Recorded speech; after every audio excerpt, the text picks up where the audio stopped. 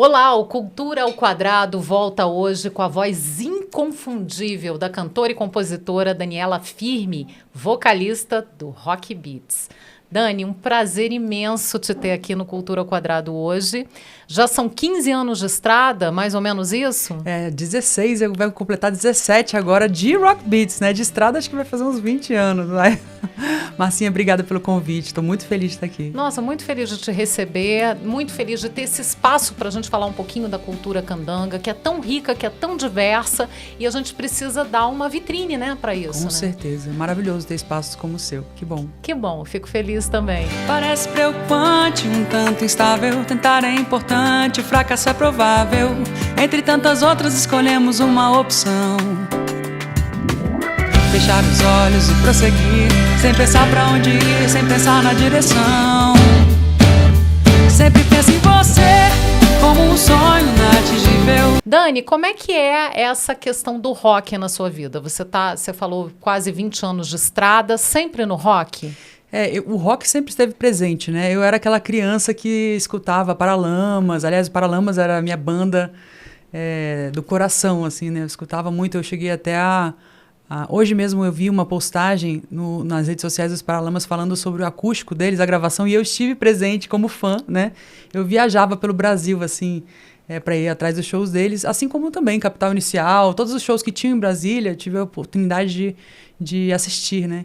Então, tinha muitos shows aqui em Brasília, né? Assim, era uma coisa legal, bastante diversificada, eu acho, assim, já era o que sobrou, assim, dos anos 80, assim, acho que já ainda pegou nos anos 90, bastante shows, então eu cresci com esse cenário. Eu escutei também outras coisas, bossa nova, né, as músicas também que a minha mãe escutava bastante, eu também absorvi, mas o rock, eu acho que Brasília tem um DNA do rock muito forte. Tem, sem dúvida. E eu acho que eu absorvi muito isso na minha adolescência, e eu acho que foi natural, assim, que tivesse no meu repertório, quando eu comecei a tocar na noite, e depois quando eu criei a Rock Beats, né, que hoje o nome é Rock Beats, e eu acho que é uma coisa natural. E aí quando eu sempre escrevi muito, e quando eu comecei a escrever as minhas canções, a linguagem que veio naturalmente é o rock. Eu acho que tem que ser assim, né, tem que ser uma coisa natural. Sim, espontânea, né? Isso. A criação tem muito disso, muito. né? Tem que fluir, né? Não dá tem pra um pouco forçar, de influência, né, de outras coisas, mas o rock eu acho que é realmente eu gosto muito dessa coisa catártica do rock, sabe? De você poder extravasar aquilo ali sem ficar muito filtrando. Isso eu gosto muito. Você é carioca, você é uma carioca super brasiliense, né? Totalmente. Você mora aqui desde muito pequena, né? Em Brasília. Com 4 anos para Brasília. Vivenciei tudo aquilo de brincar embaixo do bloco, né? Aquela coisa toda que Brasília tem para proporcionar. Bem a cara, né, da cidade, né?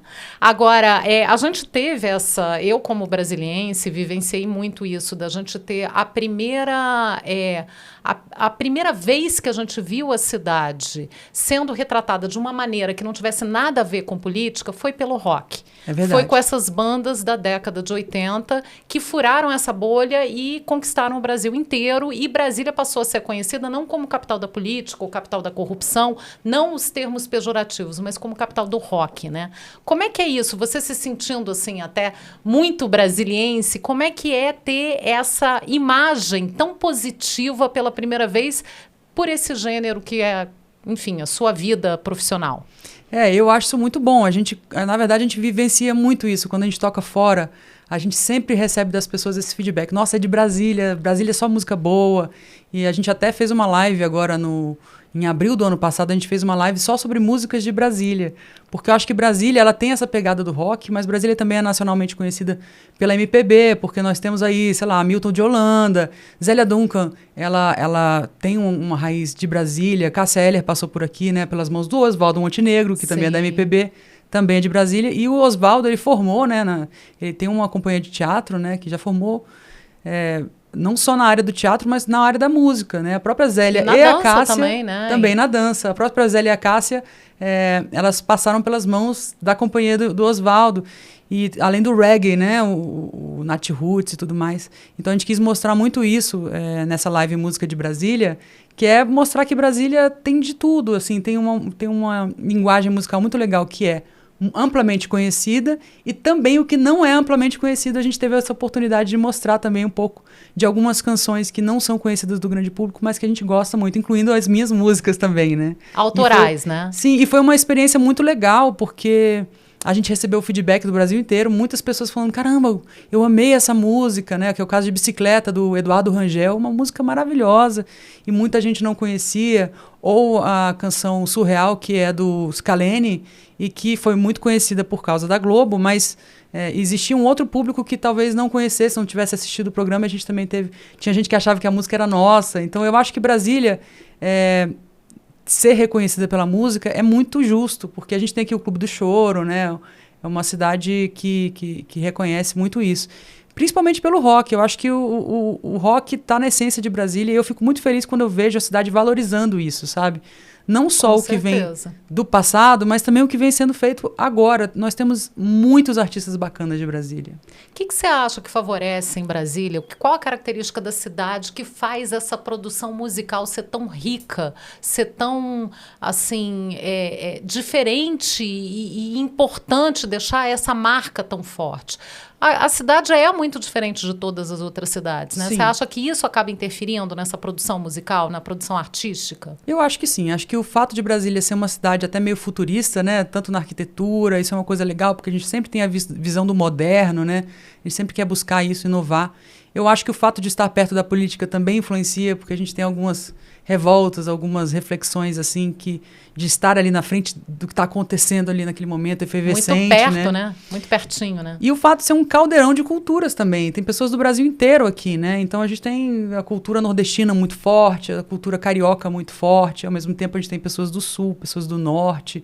Então eu acho que isso favorece muito Brasília, e a gente acaba tendo um encontro, um choque cultural muito interessante. Que acaba saindo com uma cara também muito específica daqui, né? Com uma marca, apesar de todas as influências, isso aí dá um caldo muito brasiliense, muito típico. Acaba né? sendo, né? Essa mistura toda acaba sendo Brasília, né? Você falou um negócio das lives, né? Que você fez essa live o ano passado mostrando vários estilos diferentes de músicas produzidas aqui na cidade. A gente teve um boom, né? Com lives o tempo inteiro durante a pandemia. Sim. Você acha que isso é uma tendência? Você acha que já cansou? Porque a Rock Beats foi, assim, ela realmente ganhou muito espaço a partir das lives, né? Com certeza. Eu acho que a live, num primeiro momento, foi a única opção que a gente teve para trabalhar. Porque a gente começou a fazer lives porque a gente estava 3 meses sem fazer qualquer tipo de show. Sendo que a Rock Beats fazia 3 a 4 shows por semana, né? Então você imagina o rombo que não é para toda a equipe envolvida ali, sem tocar, sem trabalhar. Depois que a gente se arriscou a fazer lives, e a gente começou a querer fazer lives melhores e começou a entender melhor como funcionava, porque era um ambiente completamente diferente, questões diferentes, né? A gente começou a ver que é uma realidade. A gente teve contato com pessoas do Brasil inteiro, sedentas por cultura, que talvez, pelo fato de não ter esse contato cultural, elas estavam precisando ouvir música diferente, né? Todo mundo meio carente, né? De novidade. Algo que estava já latente antes da pandemia, na pandemia acabou se mostrando, e eu acho que foi uma coisa muito feliz até, porque a oferta de cultura para as pessoas que estavam ali naquele momento sozinhas, né? Precisando, com várias situações de saúde complicadas e tudo mais, e ao mesmo tempo uma nova oportunidade, um novo acesso à cultura para vários locais onde não havia nem pubs, bares e tudo mais, né? Ou outros tipos de shows e eventos. E uma maneira de democratizar também o acesso, né? Exatamente isso. E você também furar essa bolha novamente, né? Levar a música de Brasília para lugares em que você talvez com o show não chegasse. Isso, porque o show presencial ele tem uma série de entraves, né? Assim, pra gente realizar um show numa cidade do interior do Pará, como a gente sabe que a gente tem pessoas ali que gostam do nosso trabalho, ali perto de Alter do Chão, por exemplo, nossa, a logística ia ser muito difícil. A gente ia ter que pegar um avião, a gente ia ter que pegar um ônibus, de repente, para chegar até lá, mas aí são dias de viagem, um custo muito alto. A internet, ela possibilita isso. Então, eu acho que acabou que a internet ficou uma nova opção para que nós músicos, possamos chegar a um público diferente do nosso, Eu acho que daqui para frente vai se transformar, claro, porque a tendência é abrir, se Deus quiser, né? A gente voltar a tocar presencialmente. A gente já teve aí um gostinho. Todo mundo esperando por isso, né? Ansiosamente. A gente teve um gostinho aí em setembro, outubro, novembro. A gente fez alguns turnês, conseguiu fazer shows presenciais, mas depois fechou tudo de novo. O Réveillon foi cancelado. A gente tinha um show aqui em Brasília, muito aguardado, mas acabou sendo cancelado também. Mas eu acho que assim, a tendência é a gente juntar, sabe? Fazer coisas híbridas, a gente fazer lives com shows. E sim, é viável, é uma coisa interessante, a gente continua fazendo lives. Claro que tem algumas lives que dão super certo, tem lives que não dão super certo, mas eu acho que pra gente tá sendo uma experiência muito bacana. A gente teve contato com um público grande, né? A gente tá com uma visibilidade muito bacana. Então, enquanto a gente conseguir manter as lives, a gente faz lives totalmente gratuitas, né? A gente faz lives com a contribuição espontânea das pessoas que estão assistindo, se elas quiserem contribuir. E você estava falando em números antes da gente começar a gravar, você estava falando em números de mais de 2 milhões de visualizações. Esse mês a gente teve 3 milhões e 500 mil visualizações nos últimos 28 dias no nosso canal, sem fazer live. Foi um mês que a gente não conseguiu realizar live, porque a última live realmente a gente não conseguiu cobrir os custos, porque dezembro, né, várias festas de fim de ano, então isso acontece também. Coisa, né? Mas em janeiro, sem a realização de live, que é uma coisa que realmente é o que tem mais público, né, a gente conseguiu chegar a 3 milhões e 500 mil pessoas, né, é algo muito, muito bacana. Não, é sensacional, eu acho que vocês são um exemplo e são inspiradores para outras pessoas também que estão pensando em entrar nessa área, né? Com certeza. Porque eu acho, assim, a gente ouviu muito que as lives fizeram muito sucesso no começo e que depois deu aquela parada, né? Que foi aquela coisa assim, as pessoas meio que cansaram um pouco disso. Você estava dizendo que não, né? Que tudo depende da maneira como você faz, né? Exato. Se você é muito criativo. E isso é bacana, eu acho que é bacana até você compartilhar aqui, porque com certeza. Fica como inspiração também para quem está entrando, né? Sem dúvida. Eu acho que, como tudo que a gente faz, né? Assim, leva-se um tempo para entender, uma curva de aprendizagem, digamos assim. No começo houveram muitas lives que foram patrocinadas, por isso que dá essa impressão de que no começo tinha mais live e agora caiu. Porque as lives patrocinadas, os grandes artistas receberam patrocínios bem gordos assim, para realizar lives muito bacanas e que ficaram muito populares. Mas existe um cenário, né, um cenário ali não mainstream, que é o nosso caso, de pessoas que continuaram fazendo lives. Tem um artista muito bacana, inclusive, que faz lives voz e violão, o Thiago Miranda, não é de Brasília, que também continuou fazendo lives direto. Eu acho que são os artistas que mais insistiram, que aprenderam mais ou menos o que é importante na hora de fazer live. A gente também faz parte desse grupo. A gente insistiu bastante. Várias iniciativas deram certo, outras não, mas a gente ficou, isso aqui a gente errou, vamos arrumar ali para a próxima. Foi aprendendo também, né? Com o que errou para não fazer de novo, para fazer diferente, para tentar de uma forma mais inusitada, de repente. Exato. A gente sempre, eu acho que uma coisa muito importante, e como você falou, para a gente deixar de dica, né, para quem está nos ouvindo, nos assistindo, é a qualidade. Mas a qualidade que eu digo não só da banda, né, não é nesse sentido. É a qualidade, o que você faz aqui no seu podcast. Olha só que legal, esse estúdio bacana, o áudio bacana, uma preocupação com iluminação, uma preocupação com o conteúdo. Então isso é uma coisa que é muito importante.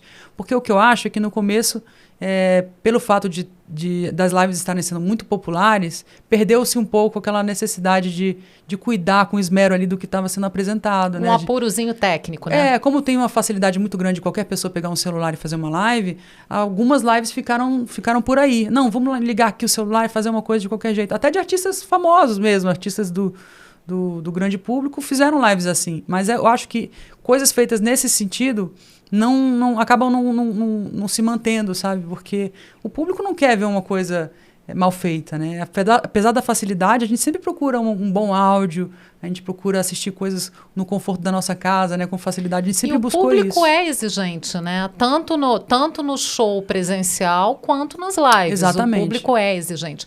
Mas qual é a diferença de relacionamento de quem está se apresentando?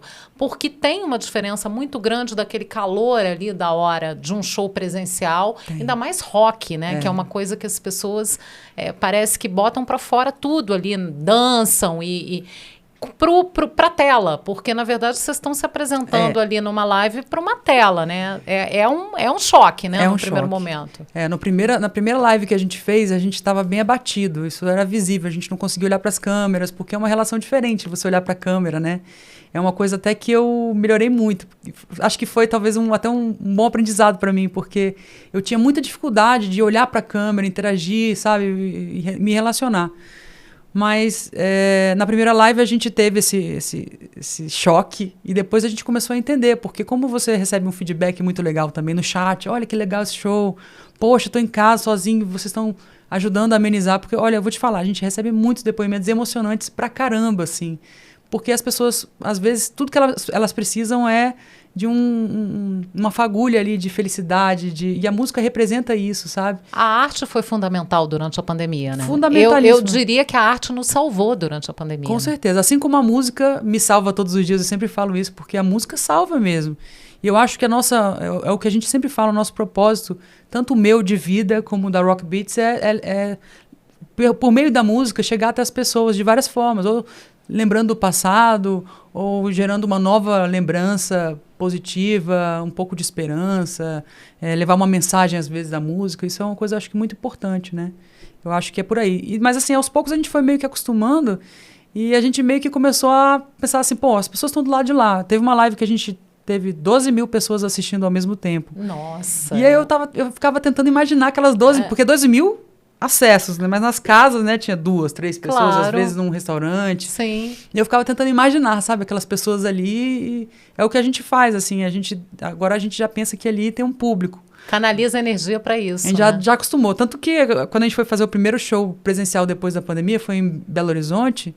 Quando a gente viu os aplausos, assim, a gente, caramba, não lembrava mais como era tão bom ter aplausos. Porque, né, é diferente. Na primeira live a gente sentiu muita falta, porque acaba a música, não tinha nada. E o aplauso é muito importante para o artista, né? Claro, é o retorno, voltou, né? É a troca da energia, o retorno que você está tendo ali.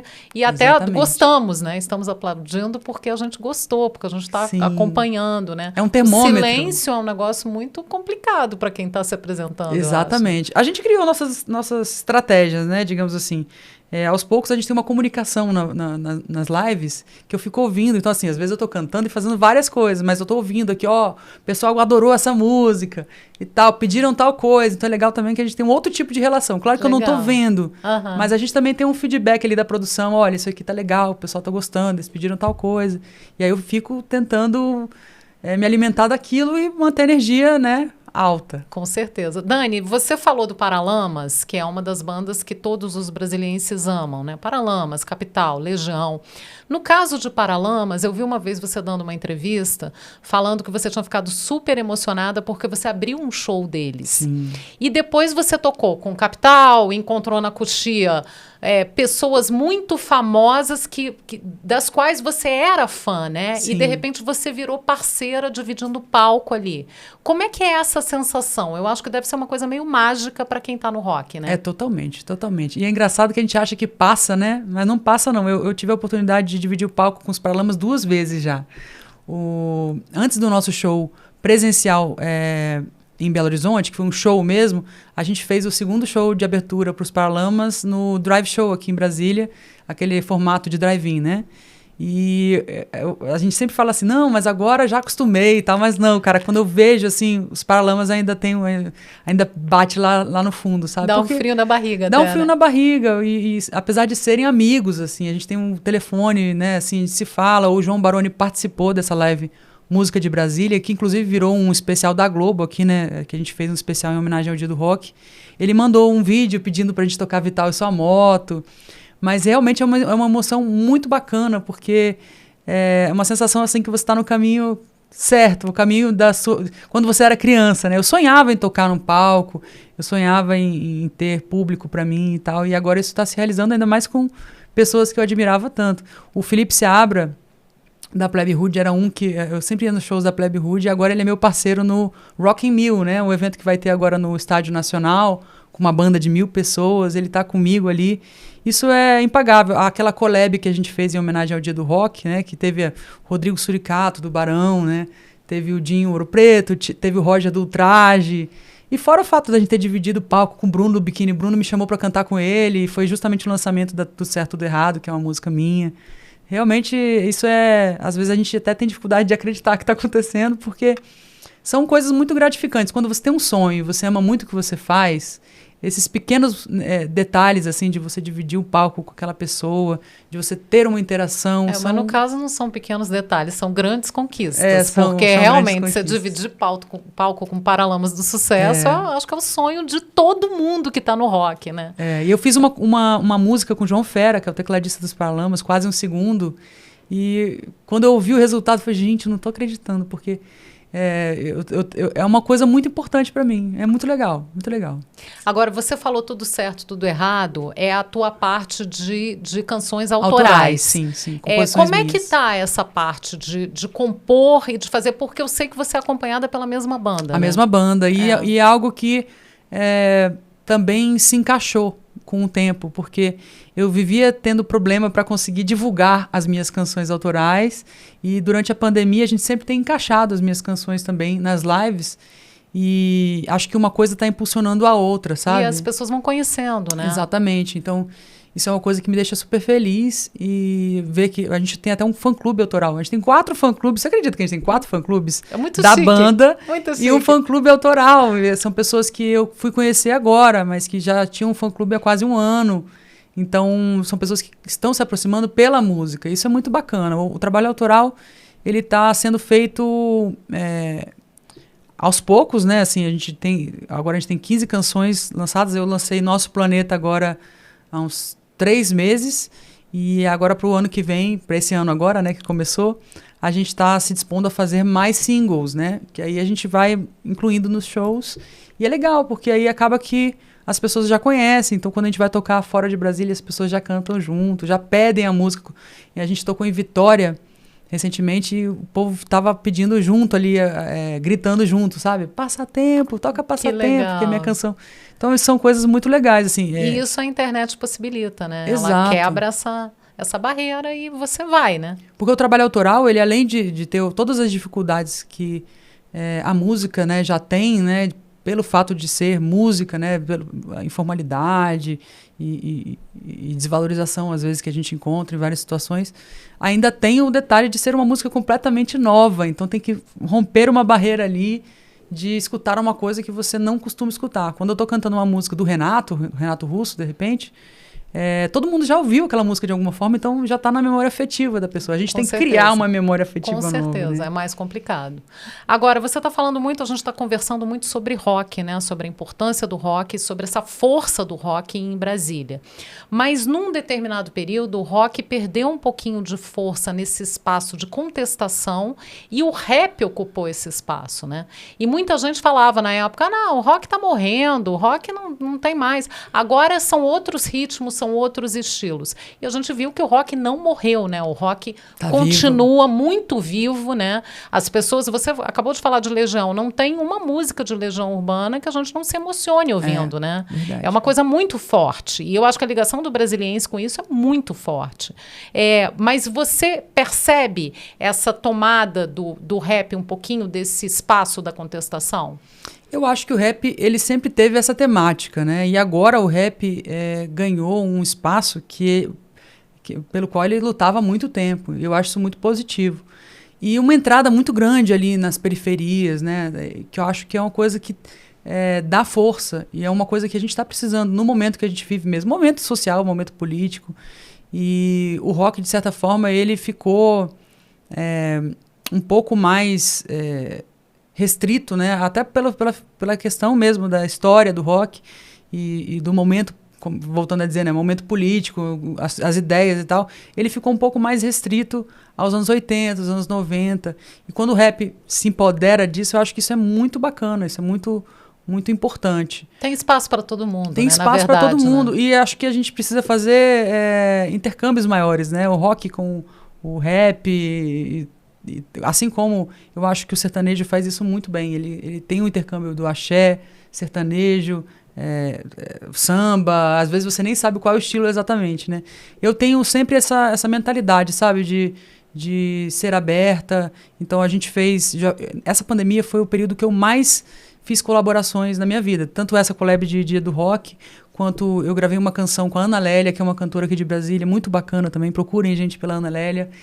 O Israel também, Israel Paixão, que inclusive ganhou um concurso, o Brasília Independente, foi muito bacana. A gente fez uma música chamada Garota de Babel, que fala sobre Brasília também.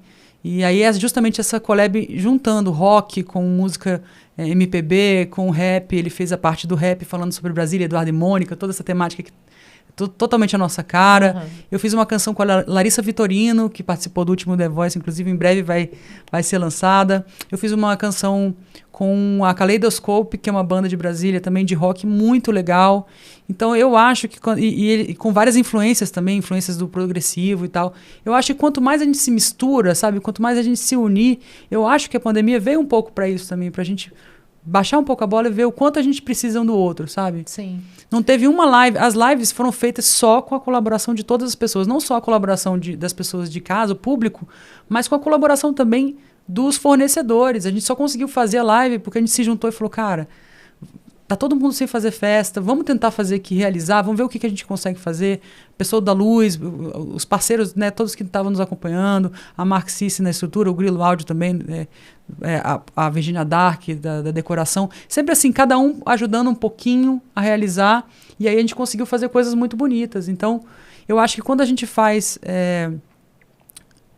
as coisas junto, a gente consegue ir mais longe. Eu acho que essa é a missão. Essa é a visão, foi a lição que a gente teve. Eu acho que tem tudo a ver isso que você está falando, porque eu acho que a pandemia trouxe muito forte essa noção de coletividade. Isso, exatamente. Assim, a gente vinha num passo muito individualista, eu acho, e acho que a pandemia deu essa parada e essa sacolejada para a gente dizer, não, o negócio é coletivo. Exato. A própria pandemia mesmo, né? Assim, a questão da contaminação, a questão da vacinação. Não adianta um vacinar, você tem que vacinar todo mundo. A coletividade é o que fala mais forte. Né? Eu acho que é isso, é a visão mesmo. Foi uma coisa muito forte. Para mim, foi o que ficou desse período, é a necessidade da gente se ajudar, da gente estar perto um do outro. Ninguém é melhor do que ninguém. Vamos fortalecer. Na cultura isso está muito forte também. As pessoas têm se falado bastante na área cultural. Sim. Tanto as bandas locais quanto as bandas nacionais, os profissionais de evento. A gente tem se falado muito, grupos de WhatsApp e tudo mais, para tentar achar soluções que beneficiem a todos. Isso é muito importante, cara. E é muito legal, né? Porque é uma mensagem muito importante para ficar para as pessoas, eu acho. Eu queria que você falasse um pouquinho sobre Brasília, essa sua relação com a cidade. Tem um dos clipes autorais teus gravados na Ermida. Sim, menina. Né? E como é que é essa relação com Brasília? É muito forte? É uma relação muito de carinho, de afeto, de inspiração? O que Brasília significa para você? A minha relação com Brasília é muito forte. É uma coisa... Eu sou maluca pelo céu de Brasília, eu amo o pôr do sol de Brasília. Eu escolhi a Ermida Dom Bosco para fazer o clipe de Menina, que inclusive contou com a participação do Milton Guedes, porque eu acho que aquele pôr do sol precisa ser dividido, né? O lugar que eu mais amo em Brasília é a Ermida. Eu gosto muito de Brasília ser arborizada, eu gosto muito de Brasília ser uma cidade rica como ela é culturalmente, eu gosto da paz de Brasília.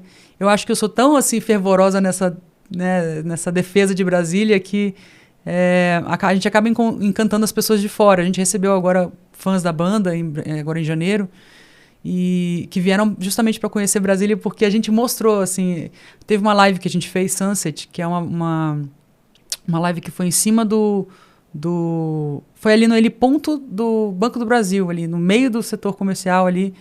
Foi lindo, e justamente para ver essa visão panorâmica, assim. Teve a live Luau também, que a gente mostrou muito ali a ponte de JK. Eu gosto muito de mostrar Brasília para as pessoas, que eu acho que Brasília, ela precisa ser vista, como você mesma disse, como um lugar que é tranquilo, um lugar que é arborizado, tem as qualidades, né?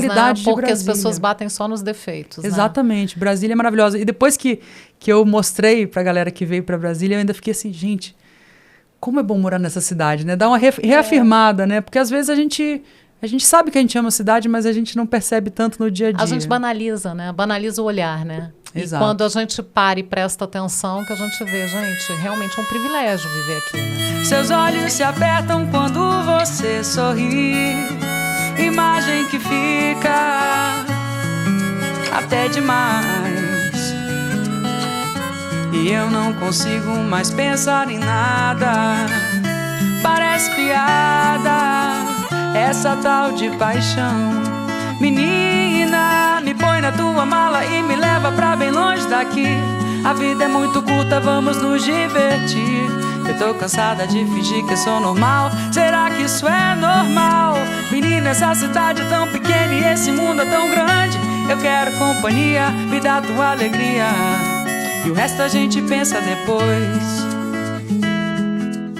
Dani, eu queria terminar essa entrevista, eu estou pedindo para todos os nossos entrevistados terminarem com uma visão de futuro, um recado para o futuro, porque a gente precisa olhar para frente. Eu queria que você deixasse essa mensagem para as pessoas que estão nos vendo e nos ouvindo. Bom, eu acho que a gente tem que olhar para frente com otimismo. Acredito que, como a gente falou, né, esse período todo que a gente viveu aí é para a gente mostrar que a gente consegue ir longe quando a gente está em grupo, quando a gente tem pessoas no mesmo propósito que a gente. Então eu acredito que agora tudo vai voltar. Eu acho que assim a internet ela tá aí para ficar, né? É uma coisa que é inevitável e ela veio para ajudar. Então eu acho que se a gente utilizar bem as ferramentas que a gente tem hoje, né? Assim, o custo baixo para chegar a mais pessoas, eu acho que a gente vai bem. Então vamos acreditar, gente, que vai vir muita coisa boa por aí. Eu tô acreditando nisso, né? Eu quero acreditar nisso. Tem que acreditar, a gente tem que ser otimista. Estamos todos no mesmo barco. Eu acho que estamos todos no mesmo barco. E eu acho que os desafios estão aí, né? Os problemas estão aí, a gente já sabe o tanto que tá difícil para todo mundo, né? E para a área de cultura especialmente, né? Isso, mas a gente tem que insistir, sabe? A gente vai achar, sempre tem ali aquele buraquinho, como que aconteceu com a gente, né? Assim, sem tocar, mas de repente aquele momento ali que a gente achou que a gente ia ficar sem tocar foi um momento que foi bom. Acabou sendo um divisor de águas pra gente. Eu acredito que todos nós podemos ter essas brechas. É só a gente acreditar e ir atrás. Trabalhar duro, né? E correr atrás. Correr atrás, com certeza. Mas a primeira parte, né, da gente ir atrás é a gente enxergar que é possível. Então vamos arregaçar as mangas e... Adorei a mensagem, e isso, otimismo, vamos olhar para frente. Agradeço demais sua presença aqui no Cultura ao Quadrado. Eu que agradeço. Foi ótima conversa, estaremos aqui todos ligados nas lives aí para frente. Obrigada. E nos shows presenciais quando a gente puder voltar, né? Vamos embora, quero te ver aí curtindo com a gente. Com certeza absoluta, eu sou do rock, eu sou totalmente do rock. Bora, vamos que Obrigada, Dani, valeu, muito obrigada pela entrevista. Um beijo para todo mundo aí, vamos, que esse ano vai ser massa. Vai ser, muito bom, com certeza. E sábado que vem tem mais Cultura ao Quadrado. Eu espero você lá. Até lá.